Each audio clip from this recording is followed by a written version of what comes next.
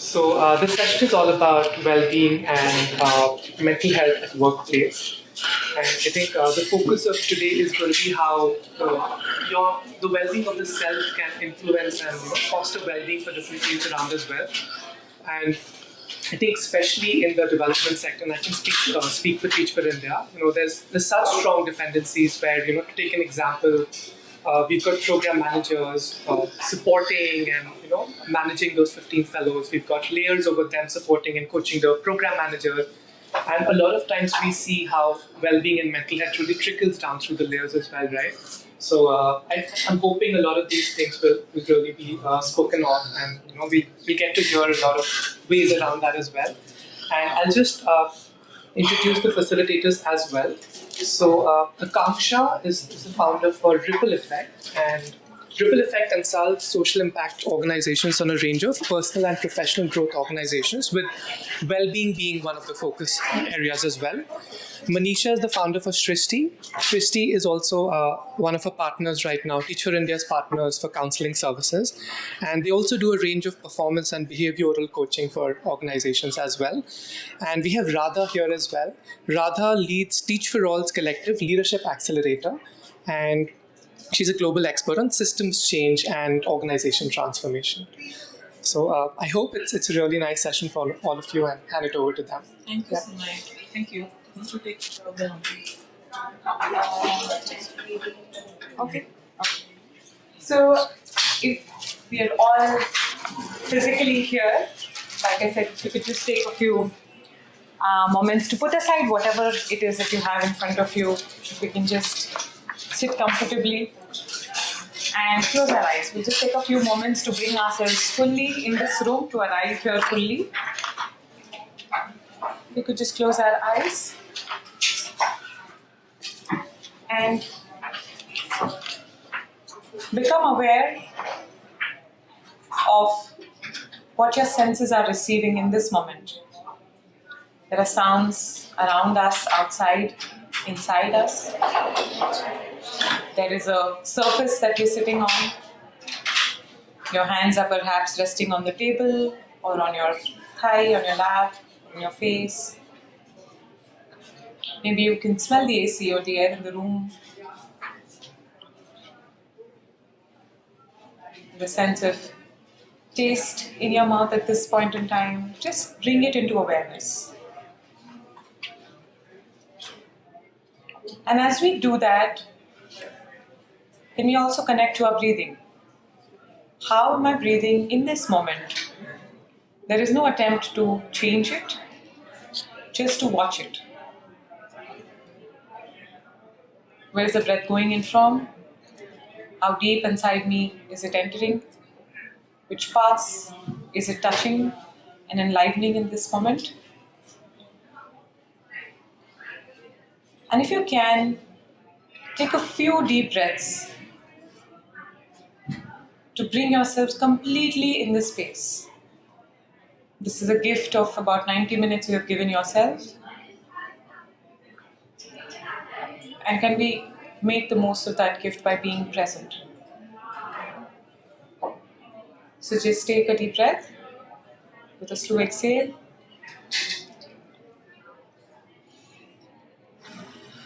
If you feel there's a lot inside, exhale through your mouth and see if you want to release it slowly. And whenever you feel ready, rub your palms together until they feel warm. Place them on your eyes. And slowly open your eyes.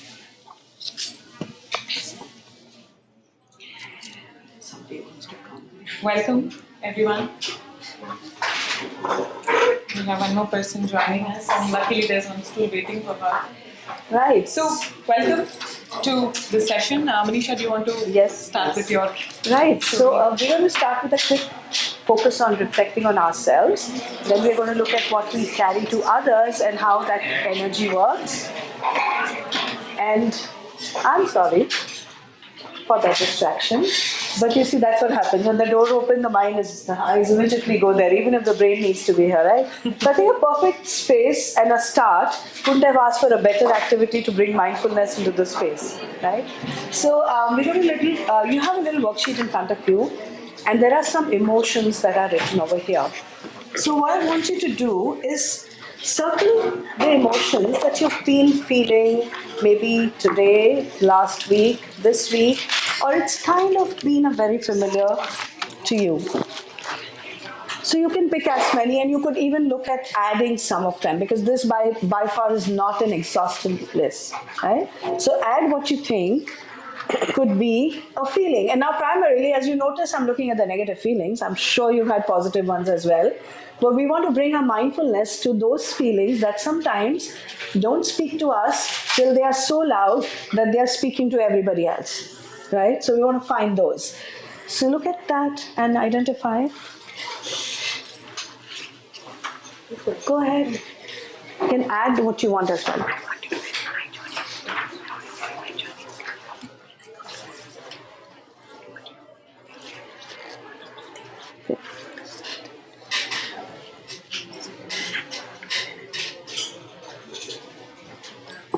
All right, so if you've identified a few, you want to pick up maybe one or two that kind of dominate your space a lot more than the others. And if they are not in this list, I'm sure you know them. You can give them a name and put that as well. All right. Okay, so can we have a quick shout out for what are some of the emotions that go around? Impatient. Impatience, okay. Anxious, Anxious. sensitive, Sensitive. frustrated, Sorry? fearful, Fearful. frustrated, Frustrated. lonely. Lonely. Overwhelmed. I connect. People have repeated I'm sensitive. Sensitive, right? Anybody else wants to add something which was not here but you've kind of put it? Confused. Confused, yeah? All right. Sorrowful. Sorrowful. For me, anxiety. Go to. Start there every time, every day. It's my go-to place, right? So that's kind of, and what happens to you when you become aware of that emotion? What's really possible when you're aware of it? The first thing we do. Mm-hmm. Okay. So it's like when I'm not aware of the emotion drives me.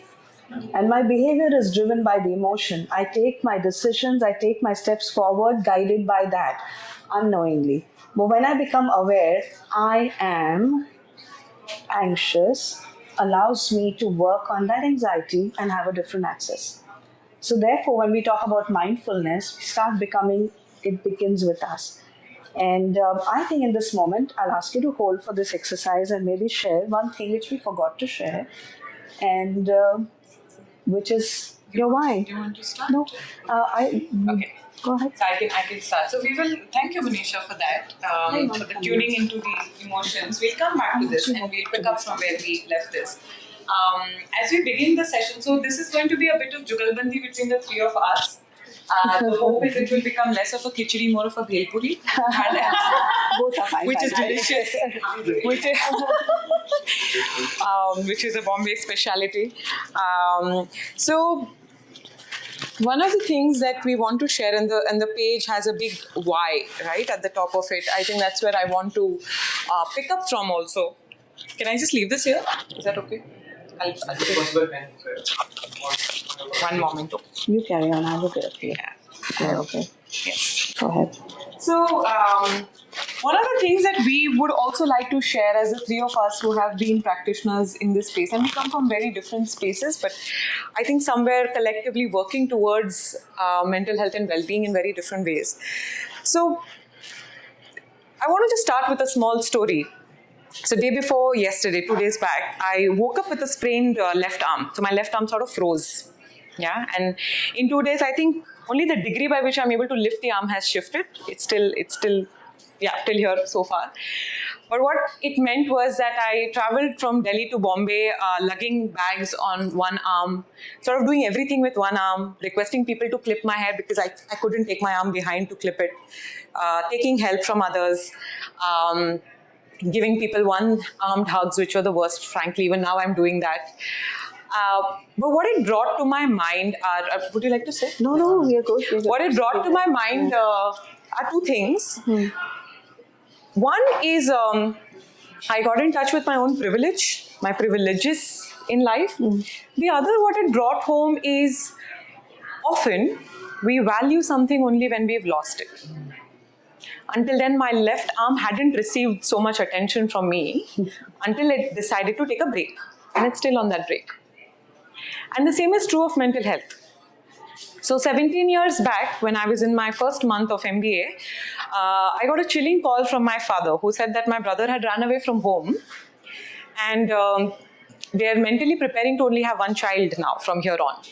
And I didn't know what was happening. What we didn't know was that our family was hit, and I say our family because mental illness is a family thing, was hit by something called bipolar disorder. My brother was later on diagnosed with bipolar disorder. We had no idea what this word meant. Even today, most people don't.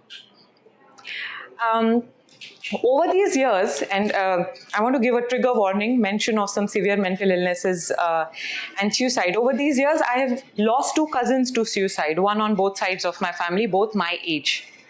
The family didn't know what hit them. And there are no conversations because we don't know how to have them. We don't know how to begin visibilizing this thing called mental health because it's so invisible and intangible. Personally, I've had my own struggles with multiple cycles of depressiveness, depression, including taking medication, but every time it has fueled my purposefulness of working in this space. Because I think all of us have stories. Each one of us is carrying stories from our lives, from our families, from our workplaces, our teams. And these are things that we need to begin talking about and learning about, and how little we understand our own selves, our own minds, the minds and hearts of another when we're working with them, right? So this is a small attempt to begin doing that. And my work, therefore, the why do I do what I do, is to come from a space of can we begin reconnecting and reviving what we've lost, which is our connection to our bodies, to the wisdom that is innate in us, to each other, to the world at large, to nature, and how that reconnection can bring us back home to certain innate things we all have. We all have wisdom, we all have playfulness, we have purposefulness. How do we come from that space when we meet the world? And I just want to close this with a very short sort of poem by Rumi, which is also the space that I am coming from today, which is called A Gift to Bring You. You have no idea how hard I've looked for a gift to bring you. Nothing seemed right. What's the point of bringing gold to the gold mine or water to the ocean? Everything I came up was like taking spices to the Orient. It's no good giving my heart and soul because you already have these. So I brought you a mirror. Look at yourself and remember me. So that's an offering to this space. And I want to hand over to Radha and Manisha to share their why of Your why, and then I'll. why do they do what they do. Hi everyone, my name is Radha. I'm coming here from New York, but this is also home for me. And thank you so much for sharing your story. So I love children, and every time I'm with little ones, I see so much magic in them. But then something happens at some point in your life. You're 5 or 6 and you shut down. And I've seen this, right? And all of us have had that. And so I do work with, in my day job, I'm with Teach for All, so I work with leaders around the world. And when I say leaders, it's students, it's teachers, and it's CEOs of organizations.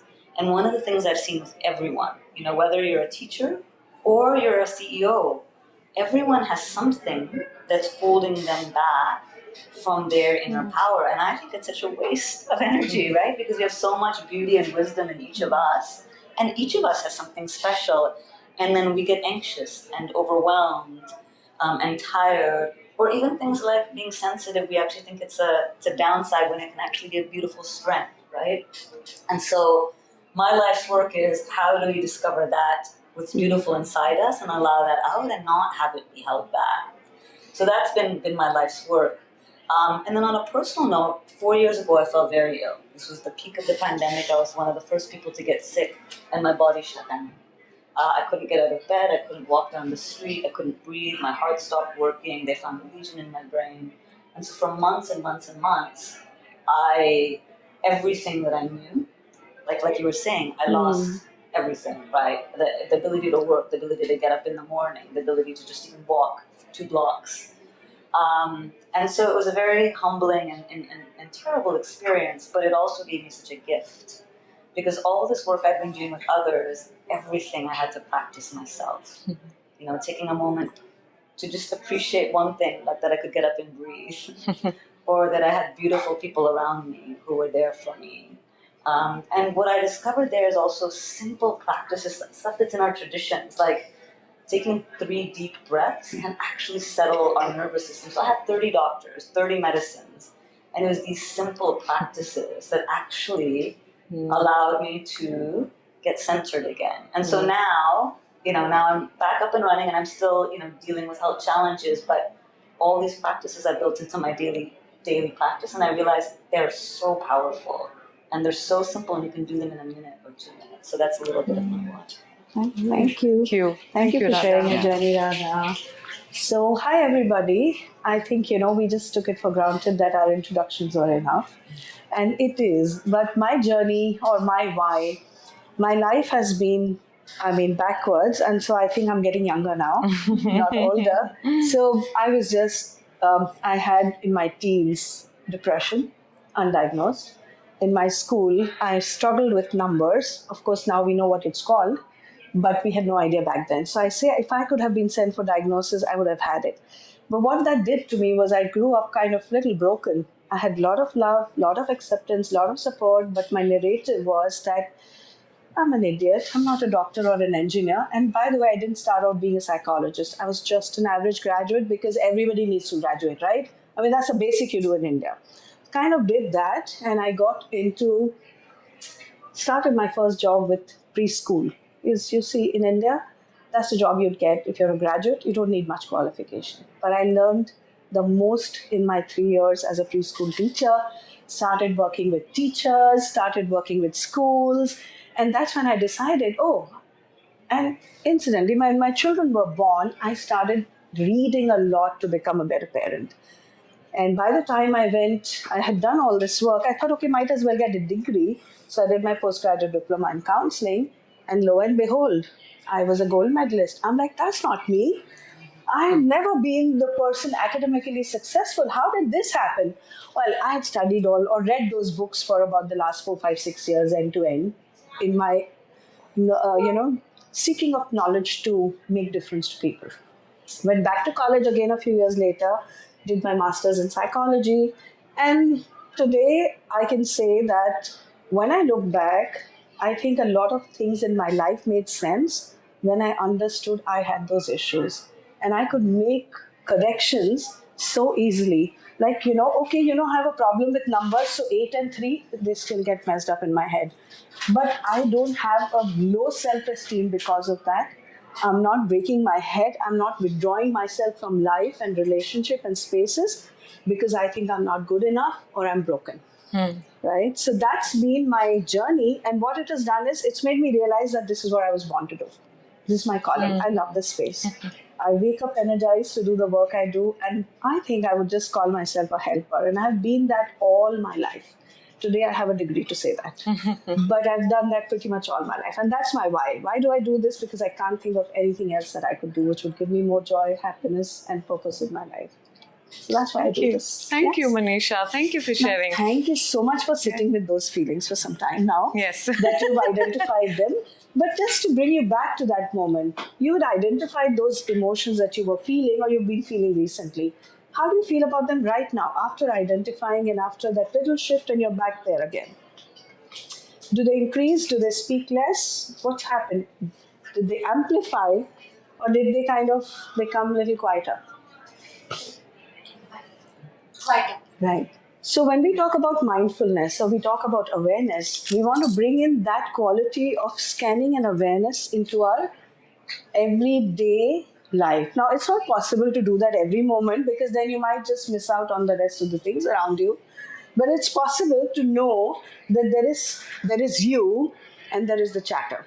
So I am anxious versus I have anxiety, or so I am becomes stronger. And with that I am, you can bring in lots of different things, spaces. So add something to this. Good. All right. So, So, yeah. So, taking off from where Manisha leaves, it's the first step. And I just want to zoom out a little and say in this session, we're going to bring in a couple of things. One, which Manisha has already kickstarted us on, are small practices. And like Radha said, it's really the small practices which are the most profound and most helpful. So, our attempt is going to be to bring some of those small practices at the level of the self, and then we extend it to the other, which is interpersonal in our engagement with others. And then there is, of course, the team and organizational lens where we'll draw in rather even more to talk about how does this span into what I can take outside to the groups I work with. That's broadly the design for today. Why don't we do a very small mindfulness practice? And I think some of you have mentioned that what excites you about this session, apart from the name, somebody said, I like the name, so great, is the fact that how my well-being affects my ability to be a mentor, right? So we first zoom into ourselves, we first go inward, and then we bring it outward, right? So let's do a small practice. And for this, my request to you would be to get up from your chairs and just take a step back, like get out of the stools. So you have a little space for standing, for your arms, if your arms are fine, to move around yeah. a little bit. And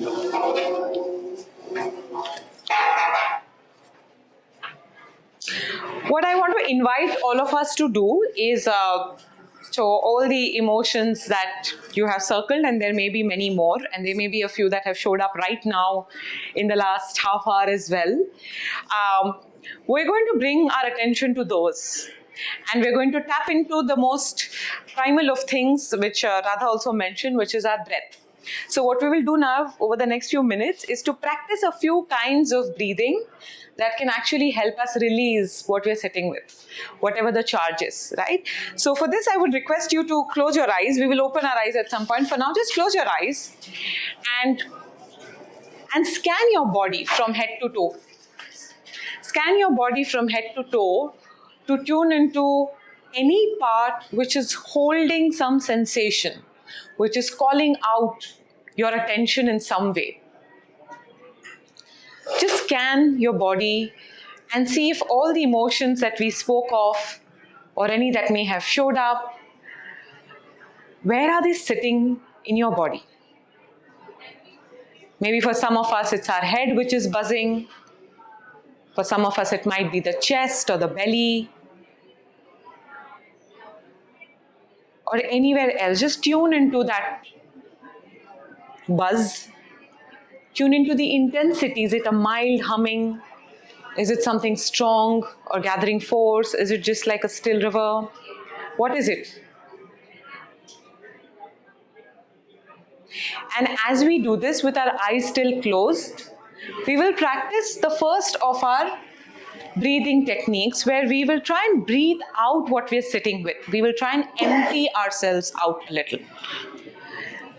So whatever it is that you're feeling, whatever shape, form, color, charge it might have, every time we will do a breathing exercise, try and send this out of your body a little bit. Yes? So the first of these, with our eyes still closed, is called the candle breath, where I will just tell you what we're going to do. We will take a deep breath in, and when we blow out, imagine you're blowing out a candle. Or if you feel there is a lot inside to release, maybe there are 3 candles, 4 candles, 10 candles that you want to blow out. But imagine these candles in front of you, their color, their flame. And let's all take a deep breath in. And when you breathe out, blow out those candles with your mouth. Once again. And blow them out. You could even pretend it's your birthday, a little belated or early. But now see 10 candles in front of you, and let's see if you can blow all of them out in one exhale. Breathe in.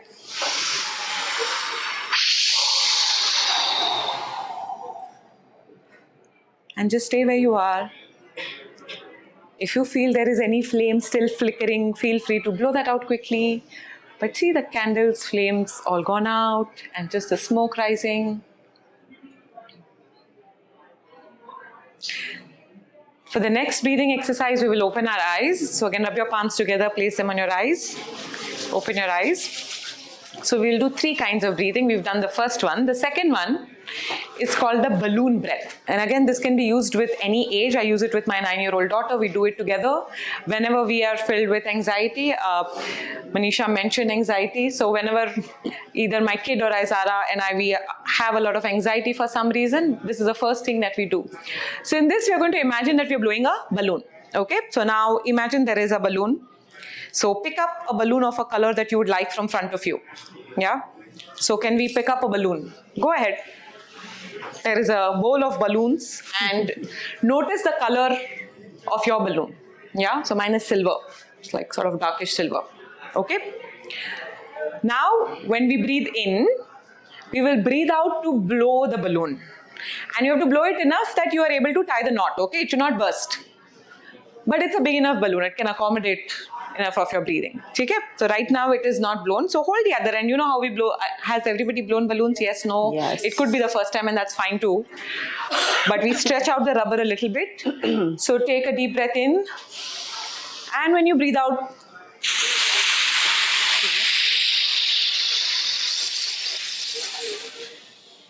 when you feel you've emptied out your lungs, stretch it, tie the knot, and you can gently release it. Surprise, surprise, you have helium inside you. So let's do this one more time. Feel free to pick up a balloon of a different color, shape, size. I want a star-shaped balloon, which is red in color, so maybe I'll pick that up. Yeah, so we can create our own balloons. Everybody has a balloon in their hands? Yes. Yes. Amazing. So let's take a deep breath in and blow it. Feel it growing under your fingers, the balloons slowly growing in size. At the point at which it's about to burst and your lungs are empty, pick it up, stretch, tie the knot, and release it in the air. Yeah? One more small balloon, okay? One last balloon we'll blow. So again, any color and shape from front of you. So I'm a drama-based facilitator, so we're going to do a little bit of our imagination into play. So any balloon, you know the color? What's your balloon's color? Red. Yeah, what about you? Yellow. Yellow. Any others? Some fancy colors? Green? Great. Grey. How interesting. Okay. White. Right. What about you? Yellow. And you? Yellow. Okay, very interesting. All right. So one last time, one last balloon for the air. Let's take a deep breath in.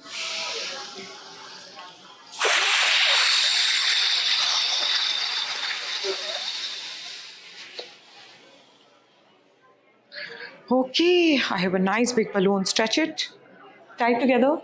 Yes, and release it wherever you want to with a slight boop. Awesome. Let's give ourselves a round of applause. So many balloons in the air. I don't know if you can see it. I can. Lots of colorful balloons in the air. So this is balloon breath. Again, can be done anywhere, anytime. You need nothing except your imagination. And now we will do the third kinds, for which I will not be able to fully demonstrate because my arm is only going till here, but I will explain it to you and we will do it together. It's a very fun breath. It's called the holiday breath.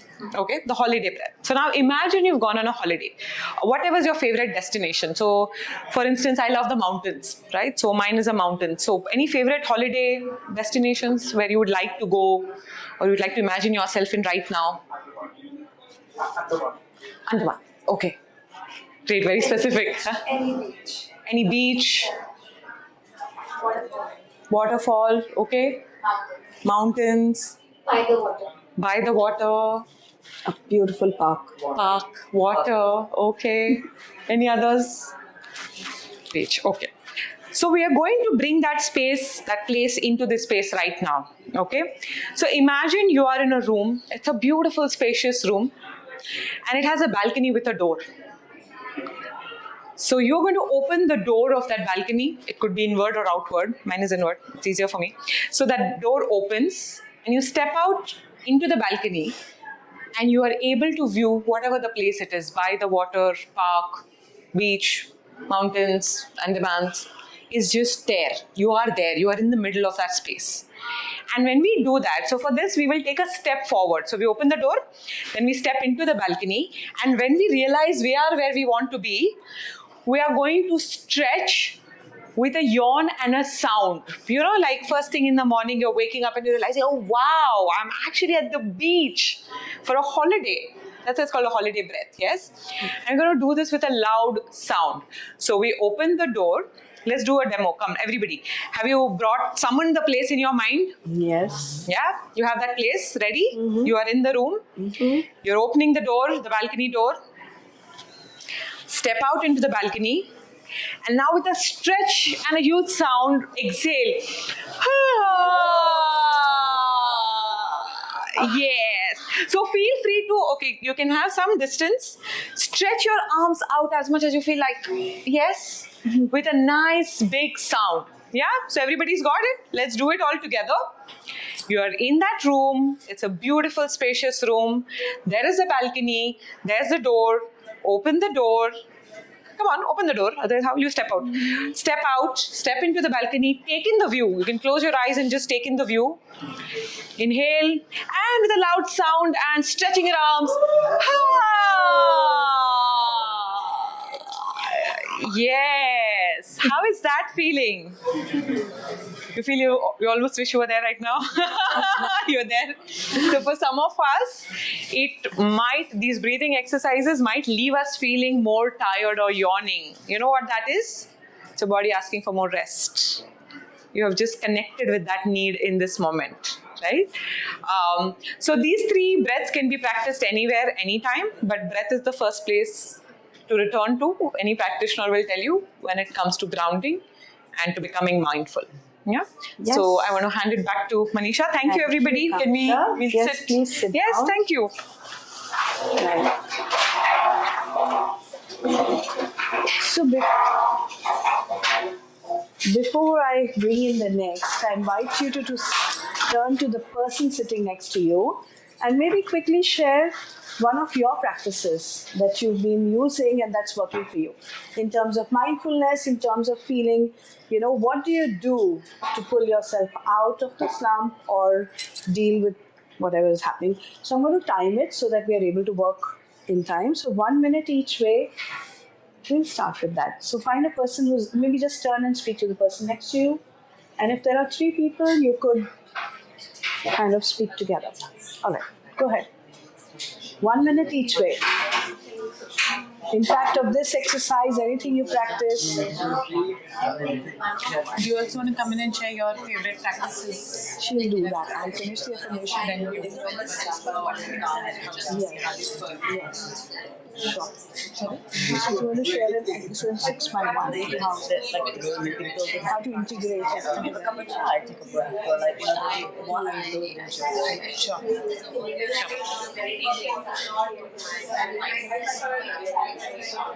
nice that we can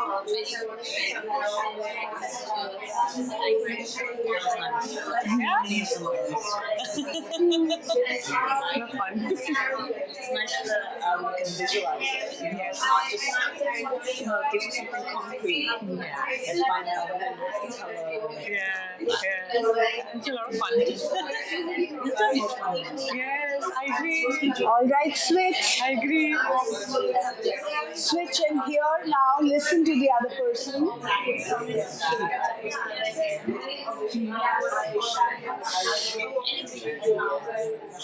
This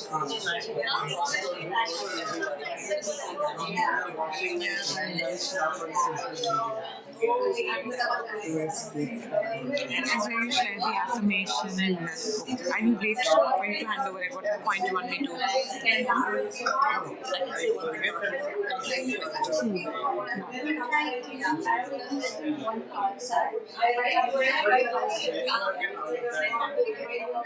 All right, start winding up. All right. Start winding up. Mindfully bring your attention back here. All right. So, you would probably notice that there are a lot of things you already do well. And one of them is to first become aware of your breath. When you talk about mindfulness, the first step is your breath. The second is to become aware of your thoughts. What's running in my head? And what am I running with? And if you don't become aware of them, then you're like, sometimes, like when I'm not aware of them, I'm like a headless chicken. I have to do this, what's happening, cab is not coming, the lift is not there, I have to run up. Million things can go on in the head at that moment, right? And so all that needs is that little awareness of your thoughts and say, okay, catch yourself there. Now that's a practice. Easier said than done. But it starts with building a daily practice of speaking to yourself in a calmer and in a more confident and a more loving manner. One of the things I've always believed in, and I'm sure you'll all agree, is that your inner creates the outer. It's not the world that you're reacting to, it's the world that you're creating through what's going on within you. So if I can focus and say, okay, what am I looking for, right? I'm sure you've heard of stories where there are people who go looking and finding in the same space and find different things. Somebody finds a treasure, somebody finds pebbles, somebody finds nothing. Why? Because the world out there doesn't change. It's what you go in with, right? So let's take a minute to look at what is that voice. Now, these emotions that we spoke about, they have some voices. So those of you who said, like somebody said, I'm confused. So what does the confused talk go on in the head like? Almost exactly as what you just said. Right, I go in your head, don't I? Lot of thoughts at the same Yes, time. yes. I don't know what to do. Where does it go? I mean, should I do this? Should I not? I'm confused. So that statement pops up. So those who have said I'm frustrated, how does that pop up for you? Or irritated? Or angry? Something, why can't it be this way? Why should it be me? Yeah, it's exactly the same. Yeah. Why is it happening? What for? So we, Then why it goes like in the head, right? Spiraling, right? Yes, spiraling. And the anxious ones, what do you do? What do you say? Automatically? Fear of uncertainty. Oh my God, I don't know what's going to happen. What's going on? Will I be late? Will I be on time? What if I'm late? What if I'm too early? Everything can be a thing, And for me, it always ends with, that means I'm not good enough. See, that's my favorite place to go to. And I would go there so easily all the time. Today I go there, I'm like, I know you, right? I don't have to stay. I can move from there. But we all have those little spaces, and they start with catching our thoughts. So now we can't always catch them, right? They're really, really going fast, 60, 80,000 thoughts per day. So what you do is you start building a new library. Imagine someone will lead you through this little 30-second exercise. Ready? Close your eyes. You've done enough breath work. So zoom in quickly into your inner space. Very quickly into your inner space. And imagine this huge big database that exists of all these thoughts and ideas. And it's like, all these SD cards and all the things that hardware you can imagine, where I'm not good enough, and all the various stories that you've created, they are kept there.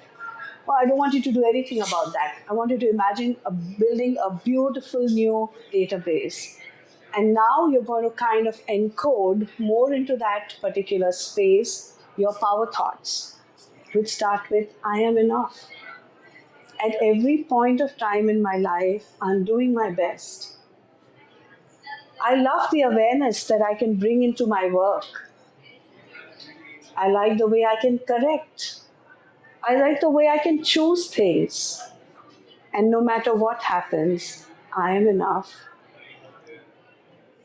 And I love myself just the way I am. And I can make changes wherever I want to. I am safe, and I have the power within me to make the choices that are for my highest good. And now you might imagine this database growing. And I want you to bring your awareness back to this room.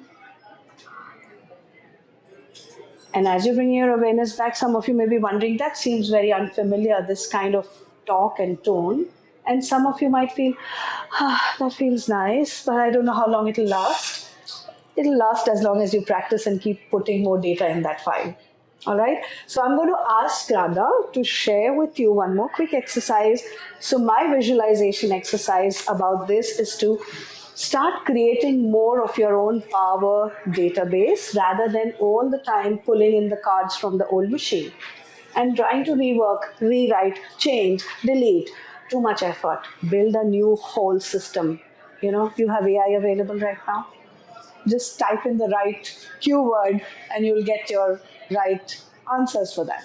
I'm actually going to build on your practice. Actually, Yes. is that something that just came up for me? So let's build on this practice and let's do something together. So sometimes our words, we use this part of our body, and it keeps us like this. But sometimes this part of our body can actually think faster. So I want you all to think about one statement for yourself. Anything that Manisha had said. I am safe. I am powerful. I deserve love. I have something to offer. Okay? So just think a moment. It's almost like, what you're saying, the talk we have for ourselves, it's negative. Manisha had said we have 60,000 thoughts a day. There was one study that showed that 80% of those are negative, and 80% of those negative are the same one. I am not good enough. Why can't I get this right? Why am I always late? But what we've also seen now from the neuroscience is you can disrupt that. Yeah. And it's a beautiful thing when you can disrupt it. And it's just practice. And don't worry if you don't disrupt it right away. When I tried this, many times I didn't. So don't worry if that happens. But you can disrupt it in just a moment. And it actually changes the patterns in your brain. And that is an amazing thing. And so a simple way to disrupt it is just talking to yourself like you would talk to the person that you love the most in the world, like a child, a friend, right? So I want you to think about one statement for yourself, and then we're going to get up and do something a little unconventional, which is an action related to that. So one example for myself is, I was realizing I was in circles where I looked different from everyone else, and I had a voice to share, but sometimes I found myself small. And so my little practice for a few months was just in the morning I would get up and say, not just say it, but I am powerful. I would imagine the Himalaya mountains, like that my nanny might introduce me to. I have something to offer the world. I have a voice. It's time for it to be heard. And it wasn't just the saying it, it was the feeling it. And you can do that in any moment. Nobody knows. You're in a meeting. I just open up a little bit, right? Yeah. And then sometimes if I can't do that, I just do it under the table and I feel, I have a voice. I have something to share. Something that needs to be heard at this time, okay? So I want you to all just take 30 seconds and just think about a phrase for yourself, and then we're gonna get up and we're gonna try an action that embodies that, and we'll do it all together, okay? So take 10 seconds and I'll invite you to get up. And again, don't worry about getting it perfect. I played around with something and I change it all the time.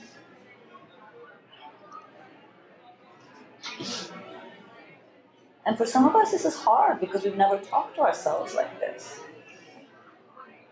But I want to see the magic in every one of you.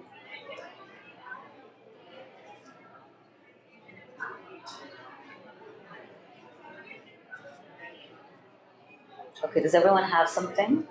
Okay, let's get up together, okay? And now imagine your children, okay? But let's do this fully, be expansive, exaggerate it, right? For me, I'm think about the mountains like go big, okay? And then on the count of 3, just put out your statement, if you feel comfortable, just out there, and just do something, visualize something, a mountain, a happy place, or something that brings that to life for you, okay? Ready? 1, 2... Can we ask a question? Yes, please, yeah.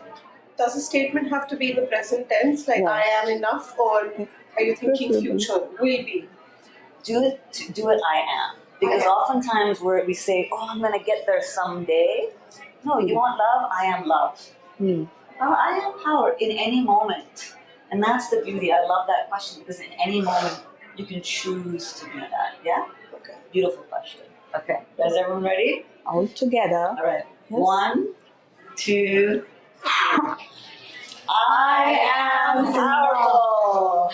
All right, one more time. Now, imagine children, okay? They're not gonna be shy, okay? I want you to do it like really feel it, okay? Really? Ready? Okay, ready? 1, 2, 3.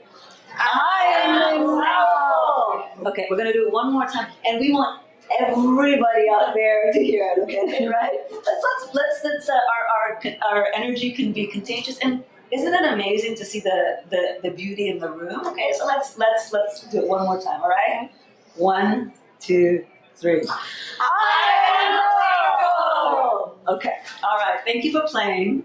You can do this anytime. Okay, and so just play with it. Don't worry if you don't get it perfect right now, but play with it. Okay. All right, thank you so much, Radha. So now, when you become aware of yourself, when you center yourself in breathing, when you're mindful of what you eat in terms of what's going on in your head, and you're mindful of how you speak, you're kind of starting to get a sense of where you are and how to manage that. Now let's look at what do we carry to others and what happens with us. So very quickly, one activity for you. We're going to play a small thank you, Manisha, for the power bank, and thank you, Radha, for that. Actually, I'm going to practice this at home for sure. Like once the arm is better, I have a lot I want to do. But these are just snippets of practices that we value from our personal practices as well, not just work. And I'm sure you would have more to add. But yes, segueing into the other when we engage with each other. We'll first play a quick game. Yes, this is a game from theatre. If we could once again get up and form a circle around this table. So push your stools inside, chairs, whatever inside. And if we could be in a circle where we are next to two people. So we are next to two people. You can take one step inside if you wish, or if it's spacious enough. Yeah, looks good. You might need a little bit of moving space in which you can step back a little bit, so bring a little more breathing room. It's a very simple game. We will start. So what we are essentially going to do is pass something from one person to the other. That's the game. It's a passing game. Yeah. Now, what this passing is, so imagine there is molten energy. So it's moldable. It can be molded into anything, any shape, any form, any color. Yeah. So say if I'm starting, I will start by creating something and I need to imagine it fully. Yeah. And I need to also give a context to it. So you sort of have a feel of what I am sitting with. And then I will pass it to my partner. My partner will receive it in the same form that I am giving it to her and do something with it to create her own object or whatever shape, whatever it is, in a few seconds, in say about 5 to 7 seconds, and then pass it to the partner. So when we are receiving it as it is passed to us, then we do something of our own to it and we pass it on. Yes? So it's a silent game and all you have to do is keep passing to each other. Right? So would anyone like to start? Or I can start. I can start with exactly where I was and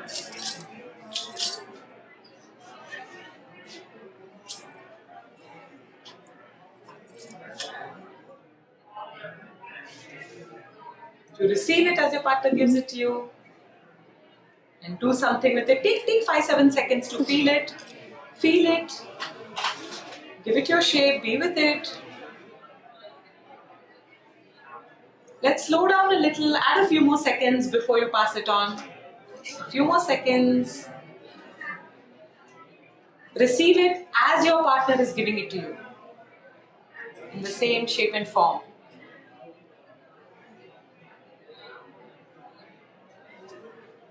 And take a few seconds to feel it and then shift it. Take a few seconds to receive what your partner is given, feel it, and then take your time to change it. If you feel like adding, modifying, then pass it to your partner. Pass it to your neighbor.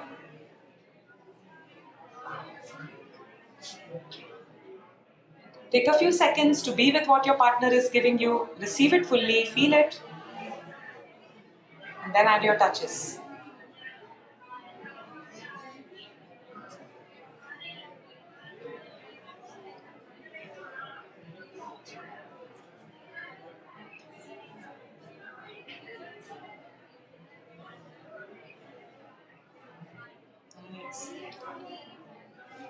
Receive it in the same form, shape, weight.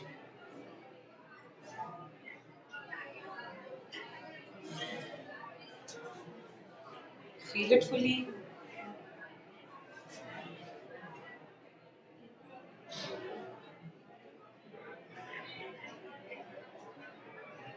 Receive it like your partner is giving it to you.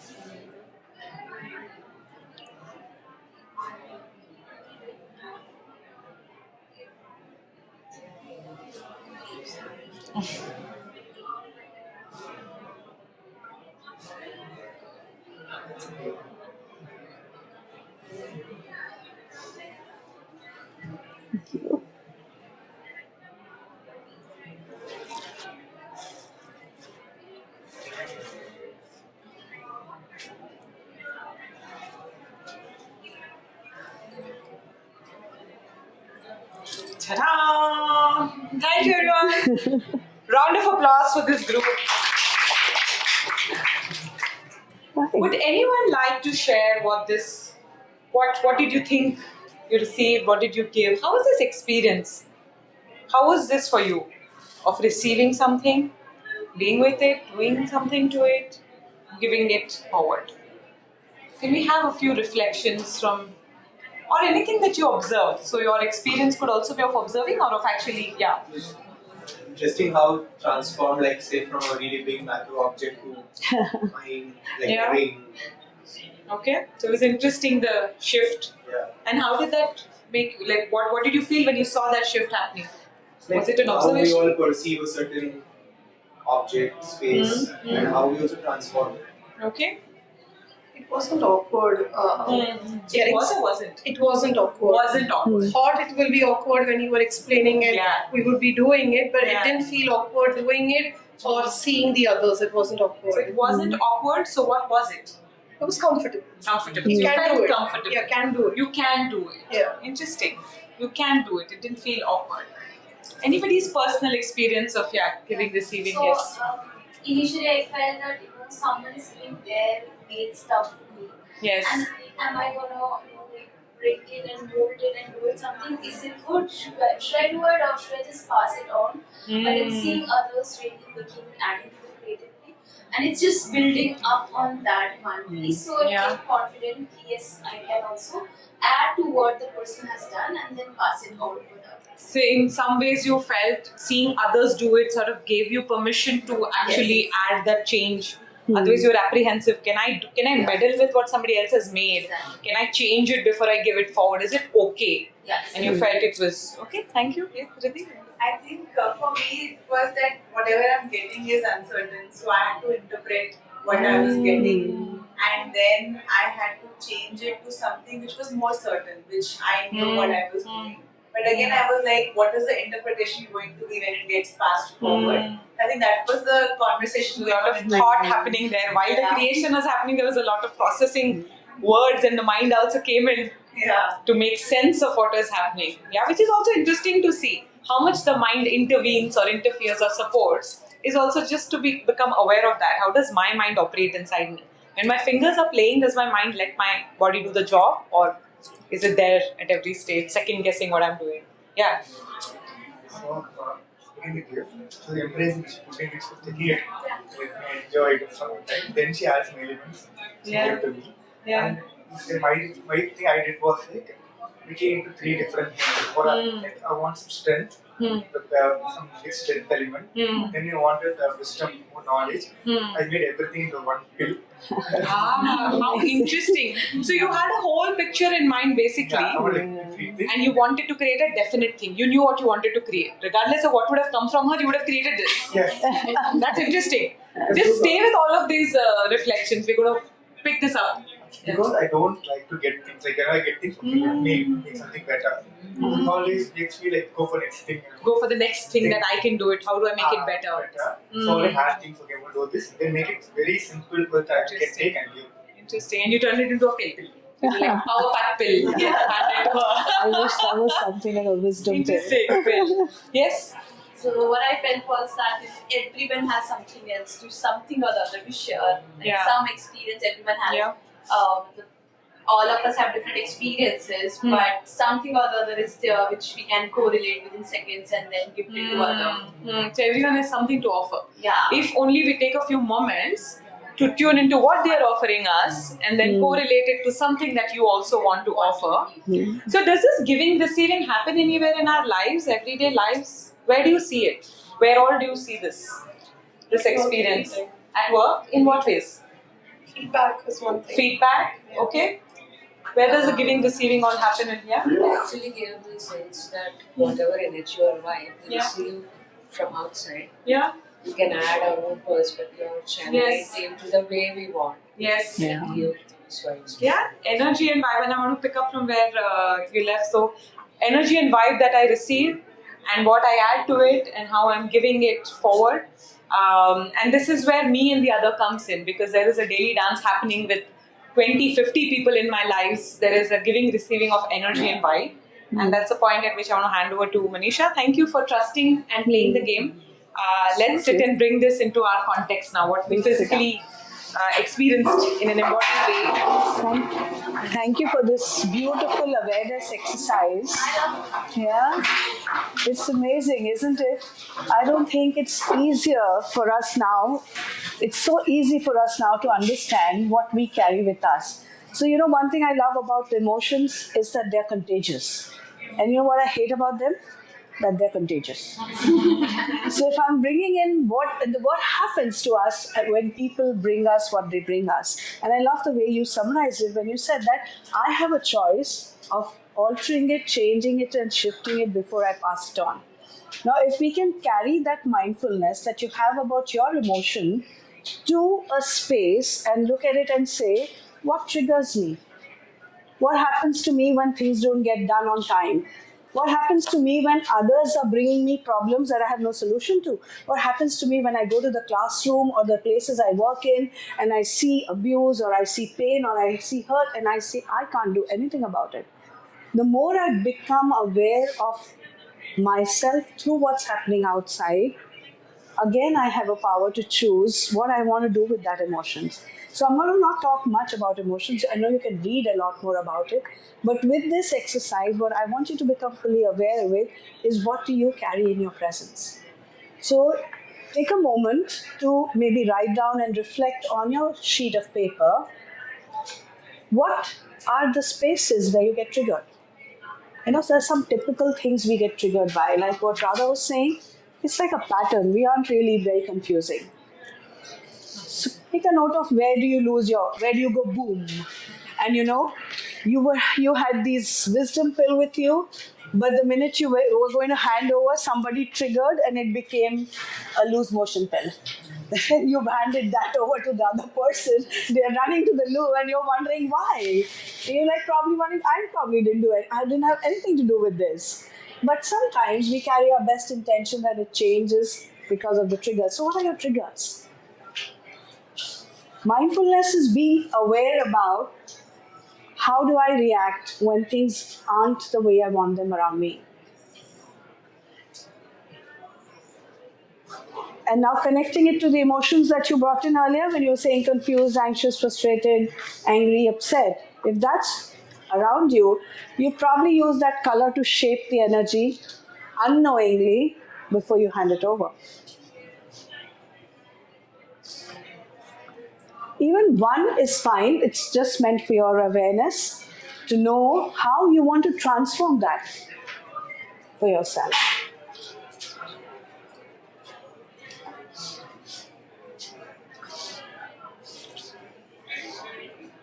Very often we look at others and say, oh, they did this to me, or they are like this, or the world is like this, and this is happening out there.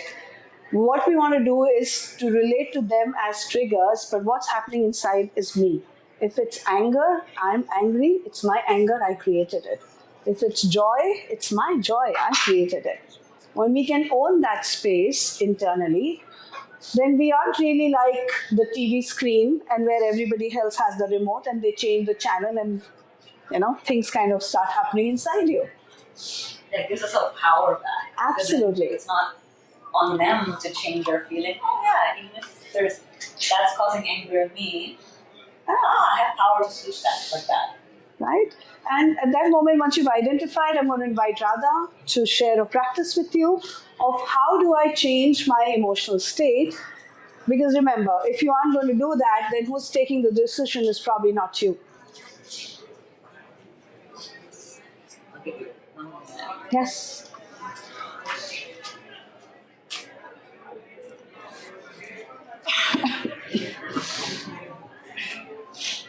Okay, so first of all, you already have many practices now, right? Anything that you picked up already today, breathing, something that you have. One of the things I believe in, I've actually even done myself I call it a little practice or resource map. It's what are the things that when I'm triggered can bring me back? And you all spoke about it. Sometimes it's taking a deep breath. One of these exercises, sometimes I just take a cup of hot chai and just hold it for like a minute and it soothes me, right? So so I want you to, when you go back to your life, to start noticing these tiny things, right? Sometimes it's daydreaming for 1 minute about a beautiful place, looking out of the window, right? So we already have these things.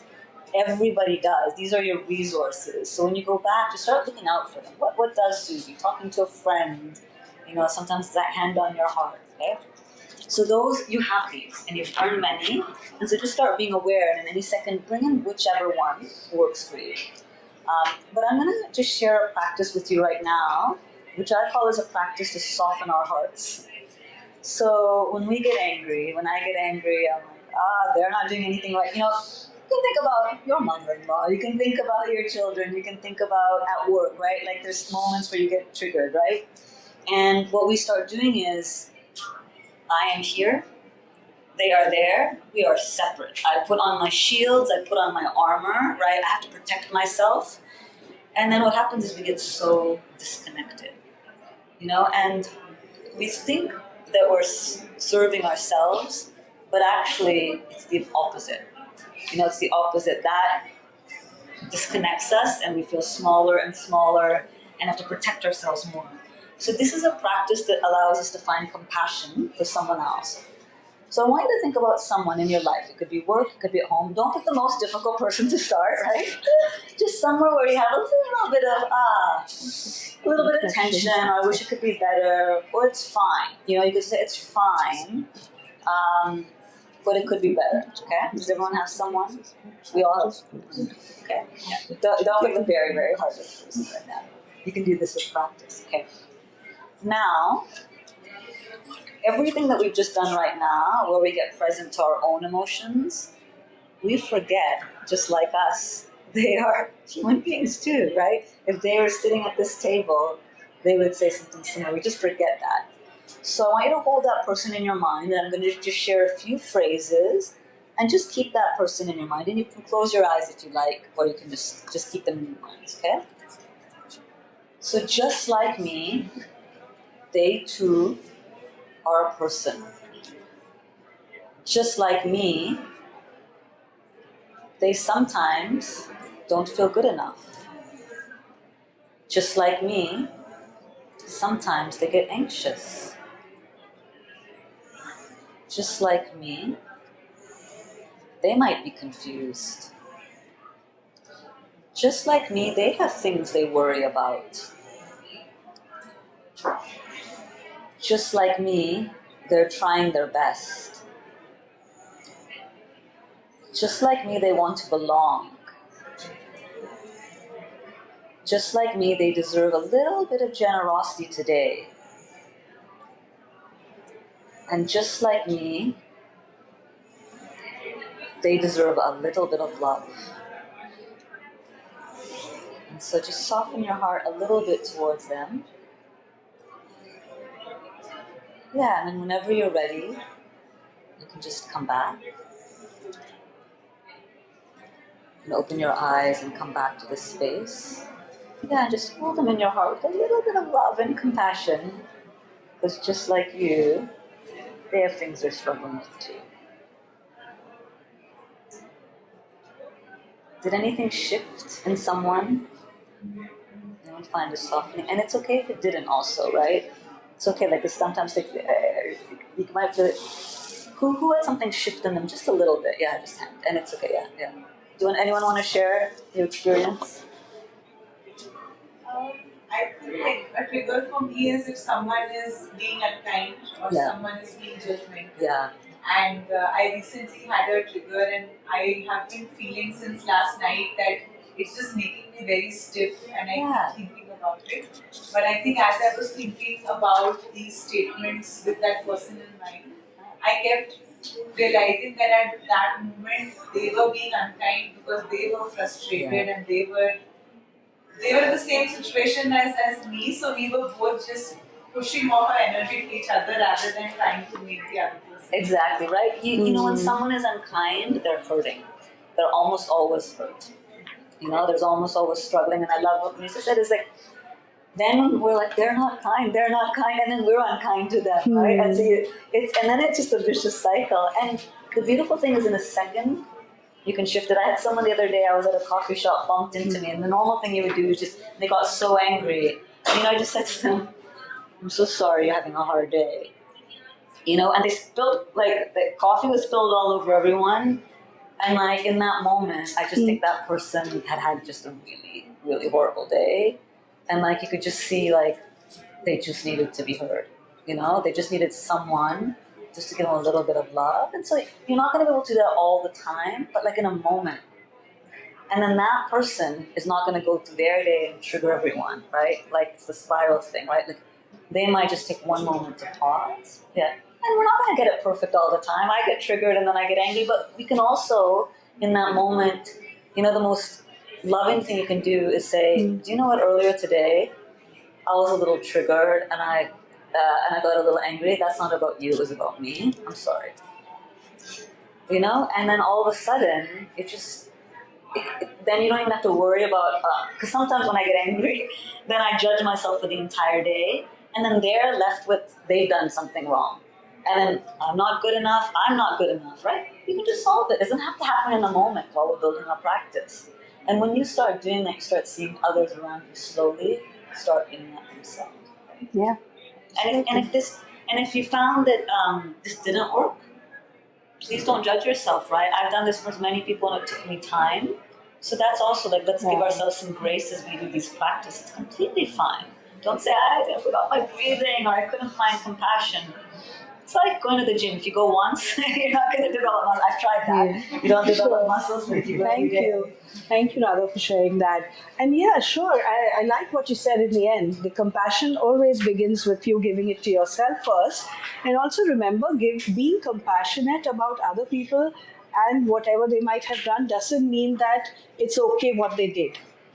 Let's say they did something which is really not okay. That remains separate. You can still have compassion just because they are human beings, and you know that human beings are in different shades. They have their own stuff. So just that grace allows you to not lose your centeredness, and then you can do what you need to do, and you can say what you need to say, and you can communicate without adding the energy and making it more angry and worse for you, right? So that's what you take to others around you. Now, can you imagine if this is the energy you could take with you to your teams, to your workplaces, to homes, to friendships, to the different spaces that we all exist in outside? What would happen to those networks? What would happen in those spaces? What would the culture look like? Can you imagine, or it's like a short fuse right now? Yeah? Now, it can be challenging to be that one light in the space when not many are, but trust me, as you pass on that, they have no option but to change and alter because that's just how the world works. Right? I love the example that you shared in the moment. And in that moment, you broke that chain of probably that person carrying that negative thing somewhere else and probably infecting more people with that. You kind of changed the whole DNA of that experience, right? So that's where we are when we talk about what you want to carry to others, right? Now, as a part of the closing, can we have you share the 1% that you'd like to carry and then quick reflections and we close our session for today? So I think, one of the things that when we do this work is we shouldn't be hard on ourselves. And so one of the things I've learned is just 1%. You don't have to be 100% better, right? Just take 1%, right? So just everyone right now, imagine, just like in the next, let's even practice today. What would it look like for you to bring 1%? So maybe that is a strength you already have, you know? So just think for a second, like what's a strength you already have and how do you bring that out 1%? What's a practice you want to try? How do you do that 1%? That might be doing it 10 seconds or just showing some love to somebody today, right? So think to yourself, either it's a strength you already have that you want to bring out 1%. I have love in me. I have kindness. I have creativity. Or one of the practices you learned today that you just want to try for the next week. Don't have to get it perfect. Try the balloon exercise once a morning.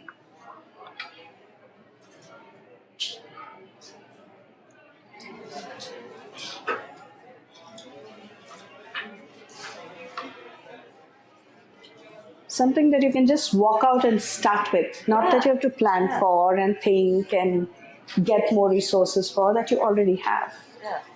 And sometimes you can even tie it to habits. So if I have a cup of coffee in the morning, I just say, I'll take a deep breath. In my shower, I'll do that, I do the fill up. And it doesn't have to be, sometimes for some of us, actually stillness can be hard. So sometimes I'll put on music for 1 minute. Right? And so just one thing.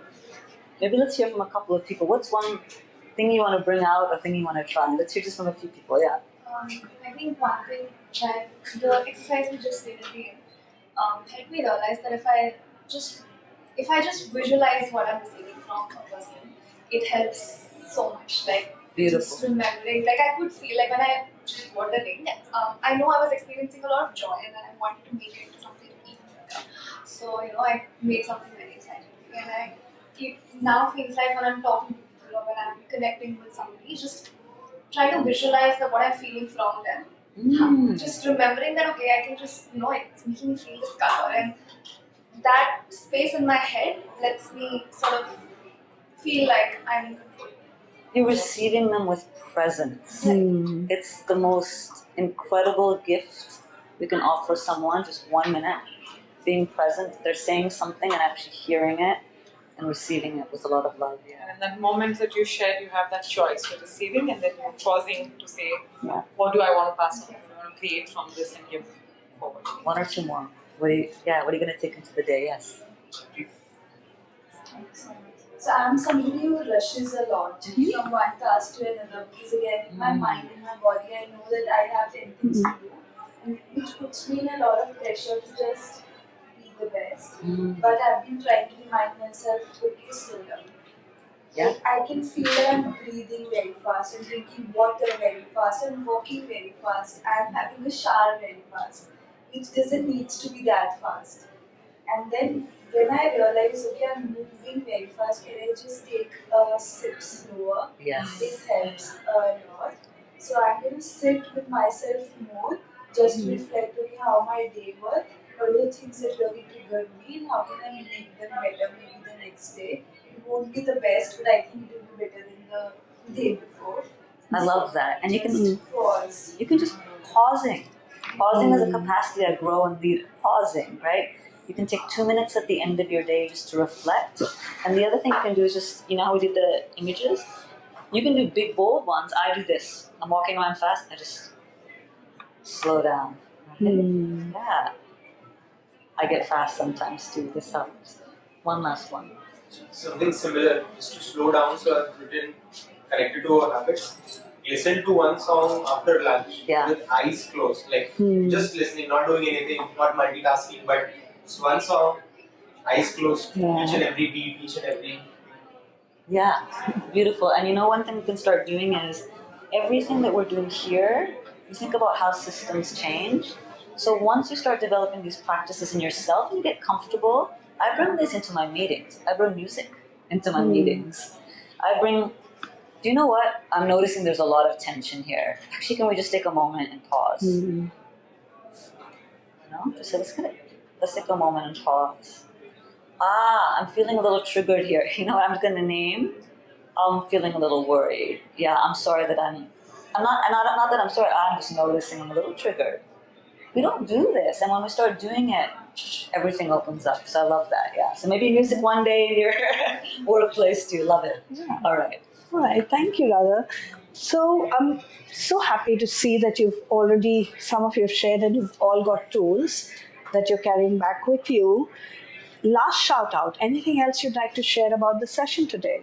What you loved, what you liked, one line. We're just closing what we started with, and then also mindful of the time and that we need to be at other places after this. So any reflections, what you're sitting with right now? What is something that has the feeling changed from the initial?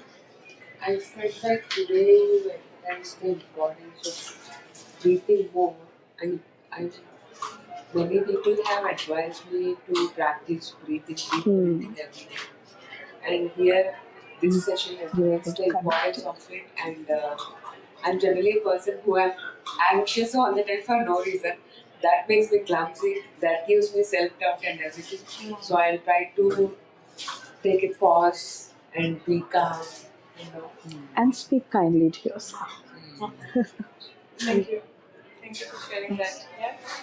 Yes. I was reading recently that disconnect often comes from a place of shame associated with another emotion. So when we see that emotion in somebody else, sometimes we judge it because we don't like that emotion in ourselves. And just like the pieces that we did today makes me feel like while I have this awareness, I kept thinking after I read it that how would I ever bring it into practice? Like I know this, but how does that change how I'm behaving?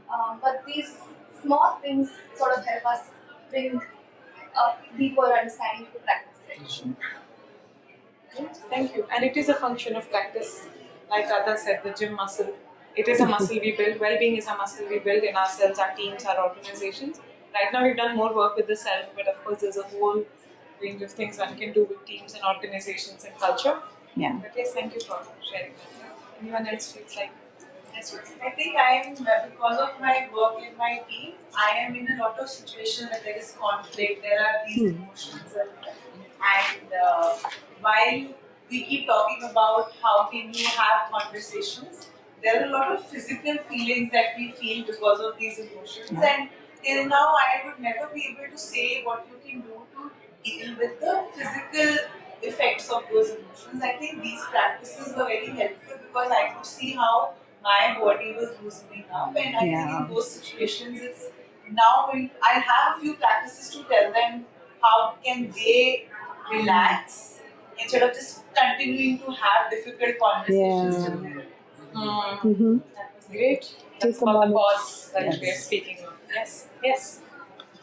Just feeling like a lot of gratitude and in the morning.